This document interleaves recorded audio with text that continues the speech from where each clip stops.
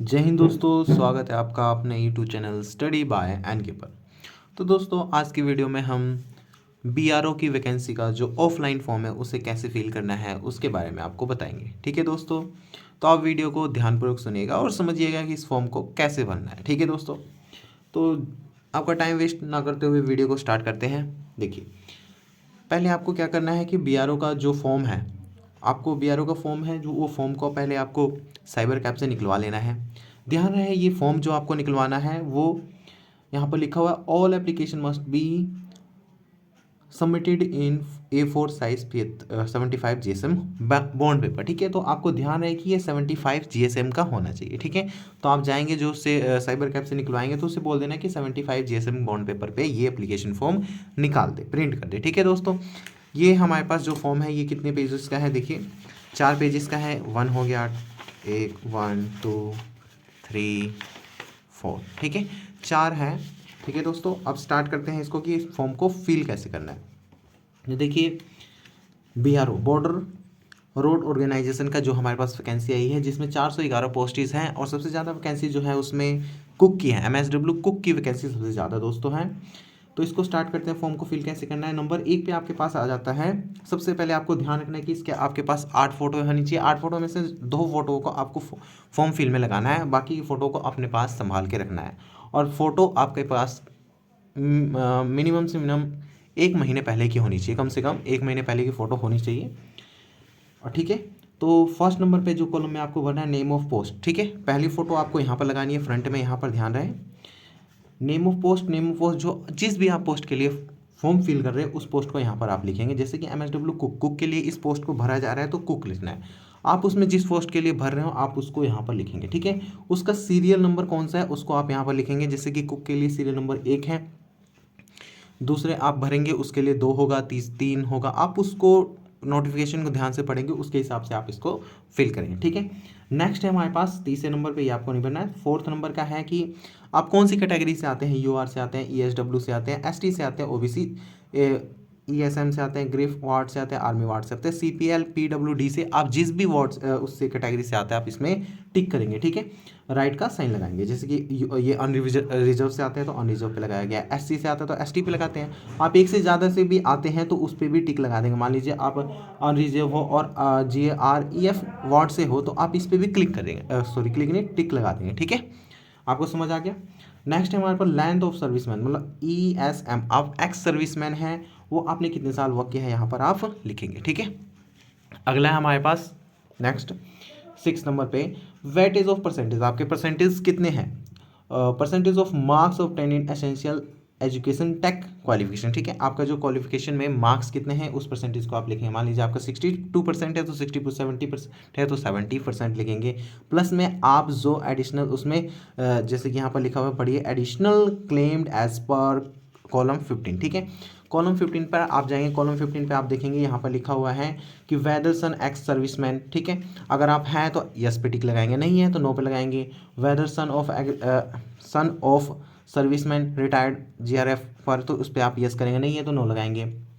ठीक है, वैसे लिखा है वेदर एनी ब्रदर सर्विसमैन, अगर आपका भाई सर्विस में है तो उसके लिए टिक लगाएंगे। डू यू होल्ड NCC का सर्टिफिकेट है तो यस लगाएंगे, नहीं है तो नो लगाएंगे। डू यू NCC सर्टिफिकेट हैं तो यस लगाएंगे, नहीं है तो नो लगाएंगे। अगर CPL से हैं तो आप यस लगाएंगे, नहीं तो नो लगाएंगे। JNK मार्जेंट से हैं तो लगाएंगे यस, नहीं तो नहीं लगाएंगे। ठीक है, ऐसे ही आप इसको चेक कर लेंगे। अगर आपके पास होता है तो आप यस लगाएंगे, नहीं है तो नो लगाएंगे। किसी पे भी नहीं है तो नो नो कर देंगे आप।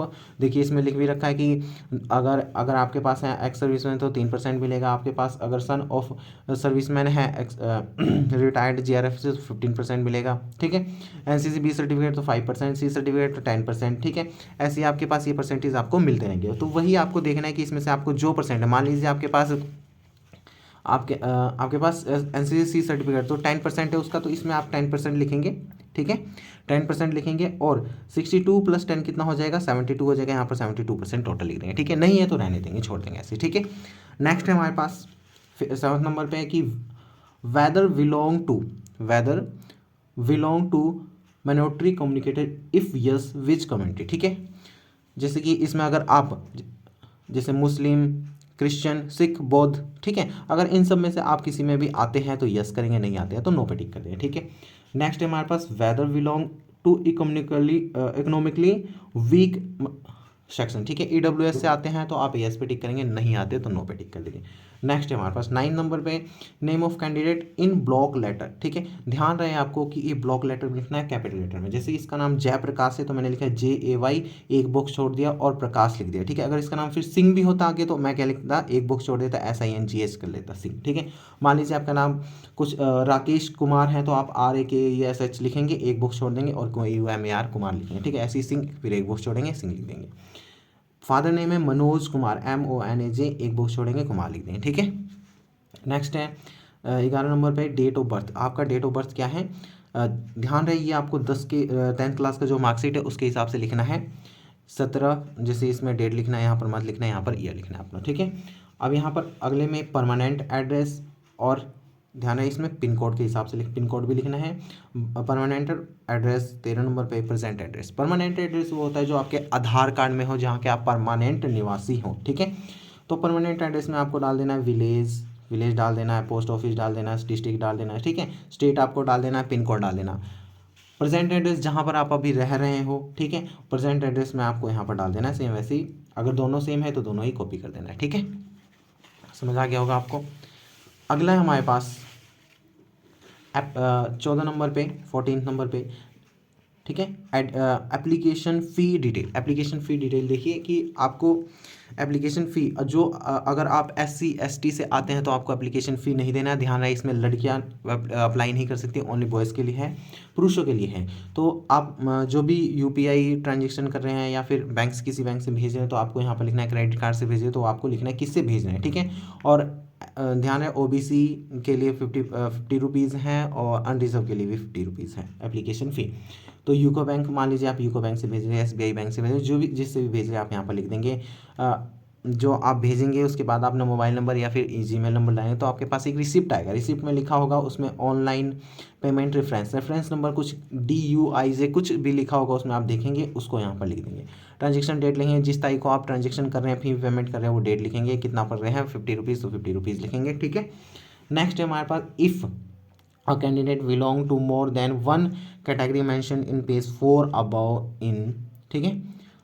make candidate in the dial tripped category separately in the following boxes using their application, ठीक है। तो इन बॉक्सों को आपको कैसे ध्यान रखना है कि ये जो बॉक्स है हमारे पास ये था 4 नंबर पे कि अगर आप जैसे कि अनरिजर्व से आ रहा है, फिर SC ST से कोई आता है, मान लीजिए आप OBC आ रहे हैं और उसमें से आप ग्रिफ वार्ड से भी आ रहे हैं, ठीक है। तो आपको क्या लिखना है यहाँ पर या फिर एक्स सर्विसमैन से आ रहे हैं तो आपको क्या लिखना है यहाँ पर लिख देना है OBC एक्स सर्विसमैन सेम करके यहाँ पर लिख देना है, ठीक है। नेक्स्ट ये मैंने आपको बता दिया है। अगला है if yes for above col 15H write 1 for state level, ठीक है, state level above second district level and third for university level, ठीक है। आपको बताना है कि इसमें आप स्पोर्ट्स से हैं, स्पोर्ट्स कोटा से हैं तो आप स्टेट लेवल पे तो 1 लिखेंगे, ठीक है। डिस्ट्रिक्ट लेवल पर 2 लिखेंगे, यहाँ पर 1 लिखेंगे, 2 लिखेंगे, ठीक है। जिस नंबर से हैं आप यूनिवर्सिटी पे लेके हैं तो 3 लिखेंगे, ठीक है। नेक्स्ट है आपके पास 17 नंबर कॉलम में इसेंशियल क्वालिफिकेशन, जो आपका क्वालिफिकेशन है मैट्रिकुलेशन एग्जाम ऑनवर्ड उस, ठीक है। तो आपको यहाँ पर फिल करना है 10th क्लास में आप कितने 10th क्लास यहाँ पर लिखना है, name of exam 10th class का, ईयर ऑफ पासिंग जिस साल में आपने पास किया है, कौन सा बोर्ड है, UP बोर्ड है, HB बोर्ड है, हरियाणा बोर्ड है, जो भी है आप यहाँ पर फिल करेंगे। सब्जेक्ट से सारे होते हैं, ऑल तो ऑल लिखेंगे। मार्क्स कितने मार्क्स आए हैं, कितने में से आपको मार्क्स आए हैं वो लिखेंगे। टोटल कितने मार्क्स से मतलब 700 में से आए हैं, कितने मार्क्स आए यहाँ पर लिखेंगे, ठीक है। कितने % आए वो यहाँ पर लिखेंगे। वैसे ही 12th का लिखेंगे, 12th कितने कौन से ईयर में आपने पास किया है, कौन सा बोर्ड है, आर्ट्स है, साइंस है, कॉमर्स से, जो भी है आप लिखेंगे और कितने मार्क्स आए हैं, कितने में से आए हैं और यहाँ पर परसेंटेज लिखेंगे, ठीक है। वैसे आपका ग्रेजुएशन का होगा तो ग्रेजुएशन फिल करेंगे। नेक्स्ट आ जाता है टेक्निकल एजुकेशन, ठीक है। आपने टेक्निकल एजुकेशन में जैसे जो भी आप फॉर्म के लिए फिल कर रहे हैं, मैंने कुक के लिए फिल किया है तो कुक में नहीं मांगा है। इसमें जो आप दूसरे के लिए फिल करेंगे उसमें आपके पास ITI का मांगा होगा तो ITI का आप यहाँ पर फिल करेंगे, मार्क्स लिखेंगे, आउट ऑफ मार्क्स लिखेंगे, परसेंटेज लिखेंगे, ठीक है, बोर्ड लिखेंगे। नेक्स्ट है अगर ड्राइविंग के लिए ड्राइविंग लाइसेंस है तो आप यहाँ फिल करेंगे, वरना इसको भी छोड़ देंगे, ठीक है। नेक्स्ट है अगला 19 नंबर पेज पे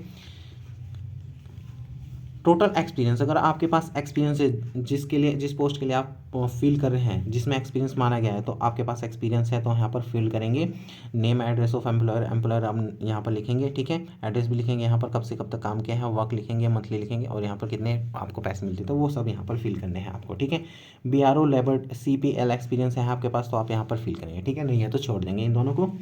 अगला है 21 नंबर पे कॉन्टैक्ट कॉन्टैक्ट मोबाइल नंबर, ठीक है। आधार लिंक, मतलब जो आपके पास नंबर है वो आधार नंबर से लिंक होना चाहिए, वो नंबर आप यहाँ पर फिल कर देंगे। आधार कार्ड नंबर यहाँ पर डालेंगे, ठीक है। अगला है contact email ID, contact email ID बताना है, ध्यान रहे इसको करना है कैपिटल लेटर में, कैपिटल लेटर में आपको फिल करना है यहाँ पर ईमेल आईडी को, ठीक है।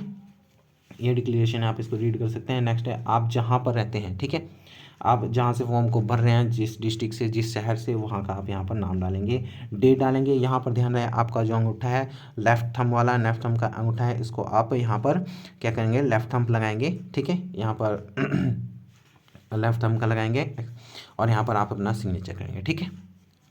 इतना आपको समझ आ गया होगा। अगला पेज जो हमारे पास आता है वो आता है एडमिट कार्ड का, ठीक है। एडमिट कार्ड का जो आता है, एडमिट कार्ड में आपको यहाँ पर एक फ़ोटो लगाना है, ठीक है।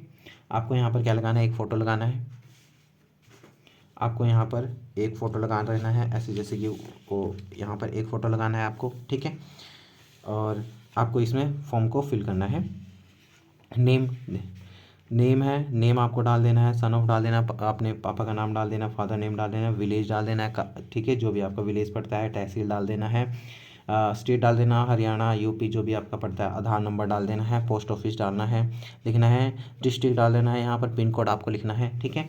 उसके बाद at time of submission of application form, जब आप सबमिट कर रहे हो एप्लीकेशन को तो यहाँ पर सिग्नेचर करेंगे, यहाँ पर लेफ्ट थंब लगाएंगे, यहाँ पर लेफ्ट थंब लगेगा, ध्यान रखें यहाँ पर लेफ्ट थंब लगाएंगे ऐसे, ठीक है। सिग्नेचर करेंगे, यहाँ पर सिग्नेचर कर देंगे। उसके बाद ये बाकी at the time of return time के टाइम जो रिटर्न होगा जब उसके पास आपके पास सिग्नेचर और थंब लगाने का होगा, यहाँ पर होगा आपके पास फिजिकल टेस्ट जब होगा आपके पास, प्रैक्टिकल टाइम जो आपका सिग्नेचर और थंब लगेगा, यहाँ पर ज्वाइनिंग टाइम यहाँ पर सिग्नेचर और थंब लगेगा, ठीक है। और यहाँ पर आपका ये ऑफिस यूज़ के लिए आपको यहाँ पर कुछ नहीं करना है, ठीक है। और एक चीज़ आपको ध्यान रखना है कि जो आप फर्स्ट पेज जो है आप इसमें आपको जो साइन करना है, साइन जब आप करेंगे तो आप ध्यान रहे यहाँ पर अगर आप साइन कर रहे हैं तो आधा साइन आपका इधर बाहर हो, आधा फोटो पे जाते हुए साइन हो, ठीक है। ये आपको ध्यान रखना है। और मैं आपको चीज़ें बता देता हूँ कि आपको इस एप्लीकेशन के साथ साथ आपको कौन कौन से फॉर्म अटैच करके भेजने हैं। जैसे फर्स्ट एप्लीकेशन फॉर्म तो आप भेजेंगे, उसके साथ 10th की मार्कशीट भेजेंगे, 12th की मार्कशीट भेजेंगे, SC ST OBC सर्टिफिकेट आपको भेजना है। अगर इसमें से किसी में आते हैं तो आपको सर्टिफिकेट भेजना, नहीं आते तो नहीं भेजना है। इसको डोमिसाइल सर्टिफिकेट भेजना है। एक्सपीरियंस सर्टिफिकेट, जिस पोस्ट के लिए आप अप्लाई कर रहे हो उसमें एक्सपीरियंस मांगा है तो एक्सपीरियंस सर्टिफिकेट भेजेंगे। टेक का सर्टिफिकेट भेजेंगे।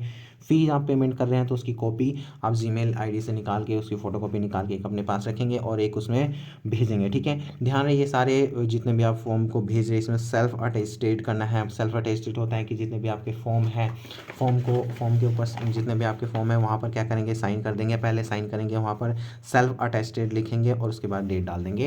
ये सेल्फ अटेस्टेड होता है। सभी फॉर्म में ऐसे ही करना है। जितने भी आपके पास फॉर्म होंगे उस फॉर्म में जो भी आप भेज रहे हैं सब में ऐसे ही करके भेजना है, ठीक है।